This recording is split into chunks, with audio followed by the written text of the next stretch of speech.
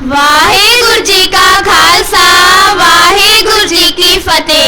होवो एकत्र मिलो मेरे भाई, दुबदा दूर करो लिवलाए, हर नामे के होवो जोड़ी, गुरमुख बैसो सफा विशाए।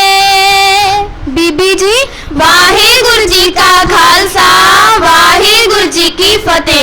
आओ भैन जी, जी आया नू, किवें आउणा होया? बीबी जी दुविधा विच पै गए आ। गुरु दा सिख दुविधा विच नहीं पैंदा, जे पै भी जावे तां गुरु दा सिख गुरमुखां दी संगत विच जाके दूर कर लैंदा है। बीबी जी अजकल तां ओह दुविधा विच पा रहे ने जेड़े ज्ञान दियां किताबां पढ़ के स्टेजां ते प्रचार करदे ने। बीबी जी कईयां ने तां सदियां तो चलदियां आ रहीआं रीतां नूं भी निंदना शुरू कर दिता है, कहंदे ने ਇਹ ਤਾਂ ਬ੍ਰਾਹਮਣੀ ਰੀਤਾਂ ਨੇ। ਹੁਣ ਤੁਸੀਂ ਦੱਸੋ ਜੋ ਵਿਚਾਰਾਂ ਸਾਡੇ ਵੱਡੇ ਕਰਦੇ ਆਏ ਨੇ ਉਹ ਅਸੀਂ ਕਿਵੇਂ ਛੱਡੀਏ? ਗੁਰੂ ਦਾ ਸਿੱਖ ਕਿਸੇ ਦੇ ਮਗਰ ਨਹੀਂ ਲੱਗਦਾ, ਉਹ ਤਾਂ ਗੁਰਸਿੱਖ ਮੀਤ ਚਲੋ ਗੁਰਚਾਲੀ ਦੇ ਸਿਧਾਂਤ ਨੂੰ ਮੰਨਦਾ ਹੈ। ਸਿੱਖ ਦਾ ਵੱਡਾ ਵੀ ਗੁਰੂ ਹੀ ਹੈ, ਸਭ ਤੇ ਵੱਡਾ ਸਤਿਗੁਰ ਨਾਨਕ, ਜਿਨ ਕਲ ਰਾਖੀ ਮੇਰੀ। ਸਾਡੇ ਵੱਡੇ ਗਲਤ ਹੋ ਸਕਦੇ ਹਨ पर गुरु दी विचारधारा कदे गलत नहीं हो सकती। ਅਸੀਂ ਮੰਨਦੇ ਆ ਕਿ ਗੁਰੂ ਜੀ ਠੀਕ ਕਹਿੰਦੇ ਆ।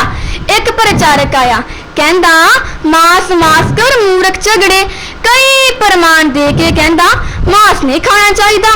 ਖਾਣ ਵਾਲਿਆਂ ਨੂੰ ਬਹੁਤ ਬੁਰਾ ਲੱਗਾ ਤੇ ਉਹ ਗੁੱਸੇ ਹੋ ਗਏ। ਇਹ ਤਾਂ ਹੋਣਾ ਹੀ ਸੀ। ਫਿਰ ਅਸਾਂ ਇੱਕ ਹੋਰ ਪ੍ਰਚਾਰਕ ਸੱਦ ਲਿਆ ਤੇ ਫਿਰ ਉਸਨੇ ਵੀ ਇਹੀ ਪੰਕਤੀਆਂ ਪੜੀਆਂ ਤੇ ਕਿਹਾ ਮਾਸ ਪਿੱਛੇ ਝਗੜਨਾ ਮੂਰਖਾਂ ਦਾ ਕੰਮ ਹੁੰਦਾ ਹੈ, ਜੇ ਤੇ ਦਾਣੇ ਅੰਨ ਕੇ ਜੀਆਂ ਬਾਜ ਨਾ ਕੋਏ, ਕਿ ਜੋ ਅਸੀਂ ਖਾ ਰਹੇ ਹਾਂ ਉਹ ਮਾਸ ਹੀ ਤਾਂ ਹੈ। ਕਿਆ ਮਾਸ ਕਿਆ ਸਾਗ ਹੈ, ਕਿਸਨੇ ਪਾਪ ਸਮਾਣੇ। ਹੁਣ ਤੁਸੀਂ ਦੱਸੋ ਸੰਗਤ ਕੀ ਕਰੇ? ਇਹ ਤਾਂ ਪੰਥਕ ਫੈਸਲੇ ਨੇ ਜੋ ਵਿਦਵਾਨਾਂ ਨੂੰ ਛੇੜਨੇ ਨਹੀਂ ਚਾਹੀਦੇ। ਇਹ ਤਾਂ ਕੁਝ ਸ਼ਰਾਰਤੀ ਬੰਦਿਆਂ ਦਾ ਕੰਮ ਹੈ ਜੋ ਪੰਥ ਵਿੱਚ ਫੁੱਟ ਪਾਉਣਾ ਚਾਹੁੰਦੇ ਨੇ ਤੇ ਆਪਣੇ ਮਨਮਰਜ਼ੀ ਦੇ ਅਰਥ ਕਰਕੇ ਸੁਣਾ ਰਹੇ ਨੇ। ਤੇ ਸੰਗਤ ਕੀ ਕਰੇ, ਕਿਹਦੀ ਮੰਨੇ? ਹੁਣ ਤਾਂ ਸੰਗਤ ਦੇ ਵੀ ਦੋ ਧੜੇ ਹੋ ਗਏ ਨੇ। ਜਦੋਂ ਇੱਕ ਧੜਾ ਸਮਾਗਮ ਕਰਦਾ ਏ ਤਾਂ ਦੂਜਾ ਨਹੀਂ ਆਉਂਦਾ। ਜਦੋਂ ਗੁਰੂ ਦਾ ਸਿੱਖ ਗੁਰੂ ਕੋਲੋਂ ਗਿਆਨ ਲੈਣ ਦੀ ਥਾਂ ਪਦਾਰਥੀ ਮੰਗਣ ਲੱਗ ਪਵੇਗਾ ਤਾਂ ਦੁਬਿਧਾ ਤਾਂ ਹੋਣੀ ਹੈ। ਕਿਤੇ ਸਿੱਖਾਂ ਨੂੰ ਬਾਣੀ ਆਪ ਯਾਦ ਹੁੰਦੀ ਸੀ, ਉਹ ਕਿਰਤ ਕਰਦੇ ਤੇ ਮੁਖੋਂ ਬਾਣੀ ਗਾਉਂਦੇ ਤੇ ਬਾਣੀ ਦਾ ਉਪਦੇਸ਼ ਉਹਨਾਂ ਦੇ ਰੋਮ ਰੋਮ ਵਿੱਚ ਵਸਿਆ ਹੁੰਦਾ ਤੇ ਉਹ ਕਿਸੇ ਕੋਲੋਂ ਠੱਗੇ ਨਹੀਂ ਸੀ ਜਾਂਦੇ। ਉਦੋਂ ਵੀ ਤਾਂ ਮਨਮਤੀਏ ਹੈਗੇ ਸੀ, ਰਾਮ ਰਾਈਏ ਧੀਰ ਮੱਲੀਏ ਏਦਾਂ ਦੇ ਕਈ ਨਾ ਆਉਂਦੇ ਨੇ। ਹੈਗੇ ਸੀ ਪਰ ਗੁਰੂ ਦੇ ਸਿੱਖ ਇਹਨਾਂ ਨੂੰ ਮੱਥਾ ਨਹੀਂ ਸੀ ਟੇਕਦੇ। ਜੇ ਬਾਈ ਗੁਰੂ ਬਣ ਬੈਠੇ ਸੀ ਤਾਂ ਗੁਰੂ ਦੇ ਸਿੱਖ ਮੱਖਣ ਸ਼ਾਹ ਵਰਗਿਆਂ ਨੇ ਸੱਚੇ ਨੂੰ ਹੀ ਮੰਨਿਆ ਸੀ। ਹੁਣ ਕੀ ਪਤਾ ਲੱਗੇ ਕੌਣ ਸੱਚਾ ਪ੍ਰਚਾਰ ਕਰ ਰਿਹਾ ਹੈ ਤੇ ਕੌਣ ਝੂਠ ਬੋਲ ਰਿਹਾ ਹੈ। ਸਾਰੇ ਬਾਣੀ ਹੀ ਤਾਂ ਪੜ੍ਹ ਕੇ ਸੁਣਾ ਰਹੇ ਨੇ। ਜਦੋਂ ਬਾਣੀ ਆਪ ਪੜਾਂਗੇ ਤਾਂ ਸਮਝ ਵੀ ਆ ਜਾਊਗੀ।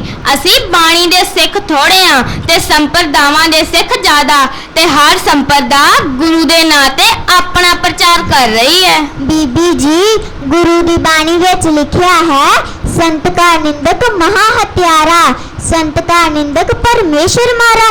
ਹੁਣ ਤੁਸੀਂ ਦੱਸੋ ਜਦੋਂ ਕੋਈ ਸੰਤਾਂ ਦੀ ਨਿੰਦਿਆ ਕਰੀ ਜਾਵੇ ਤਾਂ ਫਿਰ ਕੀ ਕਰੀਏ? ਗੁਰੂ ਦੀ ਮੰਨੀਏ ਜਾਂ ਪ੍ਰਚਾਰਕਾਂ ਦੀ? ਮੰਨਣੀ ਤਾਂ ਗੁਰੂ ਦੀ ਹੀ ਹੈ, ਪਰ ਗੁਰੂ ਜੀ ਸੰਤ ਕਿਸ ਨੂੰ ਕਹਿੰਦੇ ਨੇ ਇਹ ਵੀ ਸਮਝਣਾ ਪਵੇਗਾ।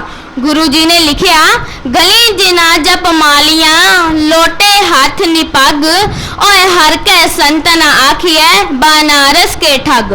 ਗੁਰੂ ਦੇ ਵੇਲੇ ਕੋਈ ਸਿੱਖ ਸੰਤ ਨਹੀਂ ਸੀ ਜਾਂ ਭਾਈ ਜਾਂ ਬਾਬਾ, ਤੇ ਹਰ ਸਿੱਖ ਨੂੰ ਕੀਰਤ ਕਰੋ, ਨਾਮ ਜਪੋ ਤੇ ਵੰਡ ਕੇ ਛਕੋ ਦਾ ਉਪਦੇਸ਼ ਦਿੱਤਾ ਸੀ। ਇਹ ਕਮਾਈ ਕਰਕੇ ਹੀ ਤਾਂ ਸੰਤ ਬਣੇ ਆ। ਸੰਤ ਬਣਨਾ ਕੋਈ ਸੌਖਾ ਕੰਮ ਹੈ? ਗੁਰਬਾਣੀ ਵਿੱਚ ਲਿਖਿਆ ਹੈ ਸੰਤ ਨਾ ਹੋਤੇ ਜਗਤ ਵਿੱਚ ਮਰ ਮਿਟਤਾ ਸੰਸਾਰ। ਨਹੀਂ ਨਹੀਂ, ਇਹ ਗੁਰਬਾਣੀ ਨਹੀਂ ਹੈ, ਇਹੀ ਤਾਂ ਅਗਿਆਨਤਾ ਹੈ। ਜੋ ਕਿਸੇ ਨੇ ਕਹਿਤਾ ਉਹ ਮੰਨ ਲਿਆ। ਤਾਂ ਹੀ ਤਾਂ ਗੁਰੂ ਜੀ ਨੇ ਕਿਹਾ ਗਿਆਨ ਵੀ ਹੋਣਾ ਗਾਵੇ ਗੀਤ। ਅਗਿਆਨੀਆਂ ਨੇ ਸੰਤਾਂ ਦੀਆਂ ਡਿਗਰੀਆਂ ਵੰਡੀਆਂ ਤਾਂ ਹੀ ਤਾਂ ਸੰਤਾਂ ਦੀ ਭੀੜ ਫੇਰ ਰਹੀ ਹੈ।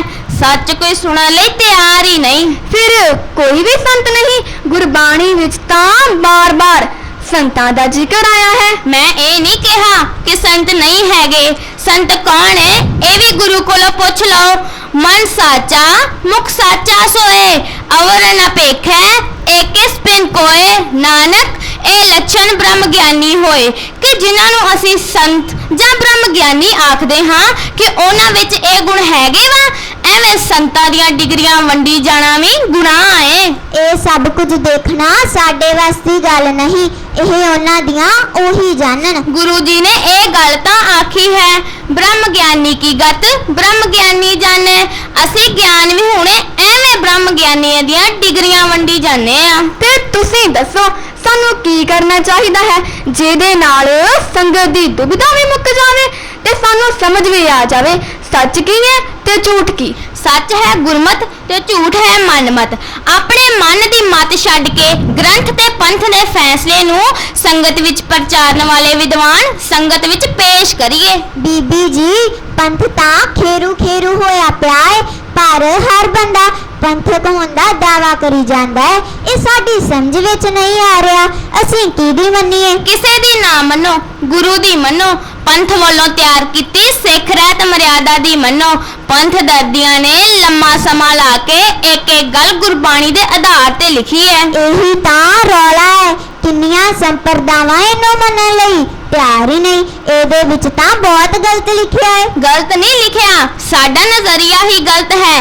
ਅਸੀਂ ਗੁਰੂ ਦੀ ਸੋਚ ਛੱਡ ਕੇ ਸੰਪਰਦਾਵਾਂ ਦੀ ਸੋਚ ਤੇ ਕਹਿ ਰਹੇ ਹਾਂ।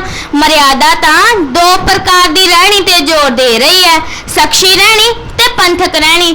ਜਨਮ ਤੋਂ ਮੌਤ ਤੱਕ ਸੰਸਕਾਰ ਕਿਵੇਂ ਕਰਨੇ ਆ, ਪੰਥ ਲਈ ਪਹਿਰੇਦਾਰ ਬਣ ਕੇ ਕਿਵੇਂ ਜੀਣਾ, ਇਹ ਸਭ ਗੁਰਬਾਣੀ ਦੇ ਆਧਾਰ ਤੇ ਲਿਖਿਆ। ਇੱਕ ਵੀ ਲਫ਼ਜ਼ ਕੋਲੋਂ ਨਹੀਂ ਪਾਇਆ। ਸੈਂਕੜੇ ਸਾਲਾਂ ਤੋਂ ਲੋਕ ਅਖੰਡ ਪਾਠ ਕਰਵਾਉਂਦੇ ਨੇ। ਕੜਾ, ਨਾਰੀਅਲ, ਜੋਤ ਤੇ ਧੂਪ ਦਿਖਾ ਕੇ ਵਾਤਾਵਰਣ ਨੂੰ ਸਾਫ਼ ਰੱਖਿਆ ਜਾਂਦਾ ਹੈ, ਪਰ ਮਰਿਆਦਾ ਵਿੱਚ ਤਾਂ ਇਹਦਾ ਵੀ ਖੰਡਨ ਕੀਤਾ ਗਿਆ ਹੈ। ਅਸੀਂ ਕਿਵੇਂ ਮੰਨ ਲਈਏ? ਭੈਣੋ ਇਹ ਸਭ ਸਮੇਂ ਦੀਆਂ ਲੋੜਾਂ ਸੀ, ਮਰਿਆਦਾ ਨਹੀਂ। ਪਾਠ ਤਾਂ ਗਿਆਨ ਲੈਣ ਲਈ ਕਰਨਾ ਤੇ ਉਹ ਗਿਆਨ ਸ਼ਬਦ ਨੇ ਦੇ ਦੇਣਾ। ਸ਼ਬਦ ਤਾਂ ਅਸੀਂ ਸੁਣਦੇ ਨਹੀਂ, ਸਾਡਾ ਸਾਰਾ ਧਿਆਨ ਜੋਤ ਤੇ ਧੂਫ 'ਚ ਹੀ ਰਹਿੰਦਾ ਹੈ। ਜੇ ਸ਼ਬਦ ਸੁਣ ਲੈਂਦੇ ਤਾਂ ਇਹ ਜਵਾਬ ਵੀ ਬਾਣੀ 'ਚੋਂ ਹੀ ਮਿਲ ਜਾਣਾ ਸੀ। ਭਗਤਾਂ ਨੇ ਇਹਨਾਂ ਸਾਰੀਆਂ ਚੀਜ਼ਾਂ ਦਾ ਖੰਡਨ ਕੀਤਾ ਜੋ ਅਸੀਂ ਵਰਤਦੇ ਹਾਂ। ਇਹ ਗੱਲਾਂ ਸੰਗਤ ਨਹੀਂ ਮੰਨਣ ਲੱਗੀ, ਅਸੀਂ ਤਾਂ ਦੁਬਿਧਾ ਮਕਾਉਣ ਆਏ ਸੀ ਤੇ ਇਹ ਹੋਰ ਵੱਧ ਗਈ। ਸੰਗਤ ਤਾਂ ਮੰਨੇਗੀ ਜੇ ਅਸੀਂ ਪ੍ਰਬੰਧਕ ਧਿਆਨ ਦੇਵਾਂਗੇ, ਪਰ ਸਾਡਾ ਧਿਆਨ ਤਾਂ ਵੱਡੇ ਵੱਡੇ ਗੁਰਦੁਆਰੇ ਬਣਾਉਣ ਵਿੱਚ ਤੇ ਵੱਡੇ ਵੱਡੇ ਸਮਾਗਮ ਕਰਾਉਣ ਵਿੱਚ ਹੈ। ਜੇ ਸਿੱਖ ਰਹਿਤ ਮਰਿਆਦਾ ਮੁਤਾਬਕ ਹਰ ਰੋਜ਼ ਸ਼ਬਦ ਵਿਚਾਰ ਹੋਵੇ ਤਾਂ ਸੰਗਤ ਨੂੰ ਸਮਝ ਆਵੇਗੀ। ਗਲਤ ਮਰਿਆਦਾ ਨਹੀਂ, ਅਸੀਂ ਹਾਂ। ਸਿੱਖ ਰਹਿਤ ਮਰਿਆਦਾ ਸ਼੍ਰੋਮਣੀ ਕਮੇਟੀ ਛਾਪ ਰਹੀ ਵਾ ਤੇ ਉਹ ਕਿਹੜਾ ਮੰਨਦੇ ਨੇ? ਉੱਥੇ ਵੀ ਤਾਂ ਜੋਤਾਂ ਜਗਦੀਆਂ ਨੇ, ਨਾਰੀਅਲ ਚੜ੍ਹਦੇ ਤੇ ਕੀ ਨਹੀਂ ਹੁੰਦਾ। ਤੇ ਕਮੇਟੀਆਂ ਕੌਣ ਬਣਾਉਂਦਾ ਹੈ? ਅਸੀਂ। ਜਦੋਂ ਗੁਰਮਤ ਤੋਂ ਅਣਜਾਣ ਲੋਕ ਵੋਟਾਂ ਪਾਉਣਗੇ ਤਾਂ ਉਹ ਉਹੀ ਬੰਦੇ ਚੁਣਨਗੇ ਜੋ ਉਹਨਾਂ ਦੀ ਮਰਜ਼ੀ ਦੇ ਹੋਣਗੇ, ਪਰ ਜਦੋਂ ਵੋਟਾਂ ਸ਼ਰਾਬ ਦੀਆਂ ਬੋਤਲਾਂ ਤੇ ਪੈਣਗੀਆਂ ਫਿਰ ਗੁਰਮੁਖ ਬੰਦੇ ਅੱਗੇ ਕਿਵੇਂ ਆ ਸਕਣਗੇ? ਜੇ ਗੁਰਮੁਖ ਅੱਗੇ ਨਾ ਆਏ ਤਾਂ ਗੁਰਮਤ ਦਾ ਪ੍ਰਚਾਰ ਕਿਵੇਂ ਹੋਵੇਗਾ? ਜਿੰਨਾ ਚਿਰ ਅਸੀਂ ਆਪ ਬਾਣੀ ਨਹੀਂ ਪੜ੍ਹਦੇ ਵਿਚਾਰਦੇ ਉਹਨੇ ਚਿਰ ਨਾ ਹੀ ਸਹੀ ਕਮੇਟੀਆਂ ਆ ਸਕਦੀਆਂ ਨੇ ਤੇ ਨਾ ਹੀ ਸਹੀ ਪ੍ਰਚਾਰਕ। ਅੱਜ ਕੱਲ ਕੌਣ ਆਖੇ ਲੱਗਦਾ ਹੈ ਕਿਸੇ ਦੇ? ਆਪਣੀ ਮਰਜ਼ੀ ਕਰਦੇ ਆ ਸਾਰੇ। ਹੁਣ ਤਾਂ ਆਪਣੇ ਬੱਚੇ ਆਖਿਆ ਪਾਠ ਵੀ ਨਹੀਂ ਕਰਦੇ, ਬਹੁਤ ਕਹਿ ਕੇ ਵੇਖ ਲਿਆ। ਕਹਿਣਾ ਨਹੀਂ ਹੈ ਧੀਏ, ਆਪ ਕਰਨਾ ਪਵੇਗਾ। ਅਸੀਂ ਆਪ ਸ਼ੁਰੂ ਕਰੀਏ, ਸਾਡੇ ਵੱਲ ਵੇਖ ਕੇ ਹੋਰ ਸ਼ੁਰੂ ਕਰਨਗੇ। ਹੌਲੀ ਹੌਲੀ ਕਾਫਲਾ ਬਣ ਜਾਵੇਗਾ। ਸਿੱਖ ਰਹਿਤ ਮਰਿਆਦਾ ਆਪ ਪੜੋ ਤੇ ਅਮਲ ਵਿੱਚ ਲਿਆਓ। ਵੱਡਿਆਂ ਦੀ ਕੀਤੀ ਮਿਹਨਤ ਤੇ ਸ਼ੱਕ ਨਾ ਕਰੋ, ਸਗੋਂ ਮਾਣ ਮਹਿਸੂਸ ਕਰੋ। ਸ਼ੱਕ ਤਾਂ ਨਹੀਂ ਕਰਦੇ, ਇਹ ਤਾਂ ਪਾਈਆਂ ਜਾ ਰਹੀਆਂ ਦੁਬਿਧਾ ਦਾ ਹੱਲ ਪੁੱਛ ਰਹੇ ਆ। ਹੱਲ ਉਦੋਂ ਹੀ ਹੋਊ ਜਦੋਂ ਹਰ ਸਿੱਖ ਬਾਣੀ ਆਪ ਪੜੂਗਾ, ਵਿਚਾਰੂਗਾ, ਤੜੇ ਬੰਦੀਆਂ ਤੋਂ ਉੱਚਾ ਉੱਠ ਕੇ ਮੈਂ ਮਰਾਂ ਤੇ ਪੰਥ ਜੀਵੇ ਦੇ ਸਿਧਾਂਤ ਤੇ ਪਹਿਰਾ ਦਊਗਾ। ਜੇ ਜਥੇਬੰਦੀਆਂ ਦੇ ਲਈ ਮਰਦੇ ਰਹੇ ਤਾਂ ਗੁਰੂ ਦਾ ਪਿਆਰ ਨਹੀਂ ਮਿਲ ਸਕਦਾ। ਗੁਰੂ ਜੀ ਤਾਂ ਪਿਆਰ ਕਰਨਾ ਸਿਖਾਉਂਦੇ ਨੇ, ਨਫ਼ਰਤ ਨਹੀਂ। ਗੁਰਸਿੱਖਾਂ ਇੱਕੋ ਪਿਆਰ, ਗੁਰਮਿੱਤਾਂ ਪੁੱਤਾਂ ਭਾਈਆਂ। ਵਾਹਿਗੁਰੂ ਜੀ ਕਾ ਖਾਲਸਾ, ਵਾਹਿਗੁਰੂ ਜੀ ਕੀ ਫਤਿਹ।